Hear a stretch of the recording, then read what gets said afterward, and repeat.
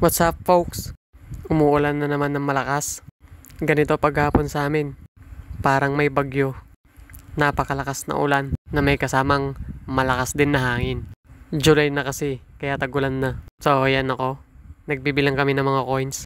Tsaka namin siya isusupot. Madami kasi kaming coins. Galing yan sa pera ng mga bata. Dito kasi ako sa school canteen nagtatrabaho eh. Pag gantong hapon, puro coins na pera ng mga bata. Kokonti lang yung bills. Meron namang bills mga 50, 20 lang ganun. Bihira yung may 100 na bata. Mayaman na yun pag ganun. Public pa man din tong school na to. Siyempre pag public, magkano lang yung pera ng mga bata. Lalo na kung mahirap sila ganun. Ang pinakamura naming tinda 5 piso. Ang pinakamahal naman 20 pesos. Siyempre dapat yung tinda namin affordable. Ayun English yun affordable. Budget meal lang ba? Pero hindi kami nagtitinda ng candy dito. Bawal kasi yun eh. Sa makikita niyo yung bata na yan, galing yan sa ulan. Malakas loob maligo sa ulan. Tapos bukas absent na ganun. Hahays! Nilagnat na pala.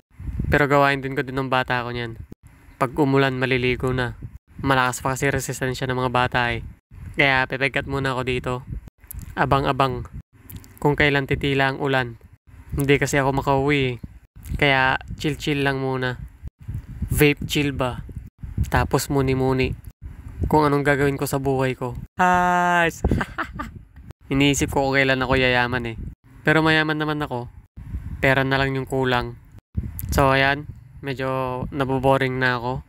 Ang tagal kasi tumila ng ulan. Minsan hihina. Tapos biglang lalakas ulit. Baka bukas ganito rin mangyari. Uulan ulit ng hapon.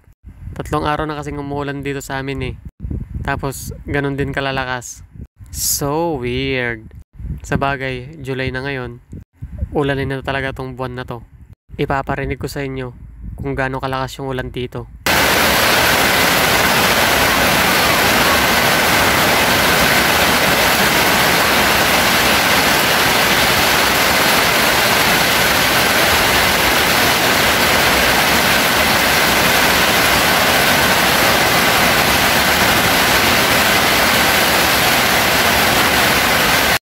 Ang lakas no.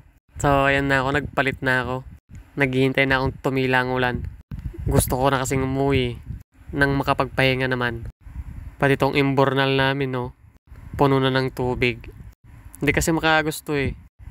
Mababa yan. Tapos yung dadaluyan mataas. Ang galing ng engineer na gumawa. Hahays! Nalulubog tuloy. Pero kahit papaano hindi naman kami binabaha. Yan, hanggang dyan na lang. Hindi natataas yan. Pag tumas pa yan, ewan ko na lang ha. So, ayan na ako. Pauwi na ako. Mahina na kasi ulan. Dito ako sa amphitheater, maglalakad. May lilim dito eh. Tapos, bala na sa labas. May ambon pa rin dyan eh. Pero mahina na. Kita nyo naman, mahina na. Pwede nang tumakbo. Kaysa yung kanina, malakas yung ulan tapos medyo madilim. So, lalabas na ako. Yan. Kailangan tumakbo. Medyo maputik pa yung daan. May kasabihan nga tayo, slippery when wet. So, pati ako nawewet na rin. Siyempre, umuulan eh. Mababasa ka talaga. Hahays! Nakarating na ako sa labas. Buti may silungan dito sa tabi ng daan. Maghihintay na lang ako ng tricycle para makauwi na. At sa wakas, nakakuha na rin on tricycle. Nakapara pala. So, ayan. Safe na ako. Gusto ko na rin maligo pag uwi kasi nanlalagkit ako. So, final destination na tayo. Dito na ako sa may compound namin. So, yun lang. Goodbye. Salamat.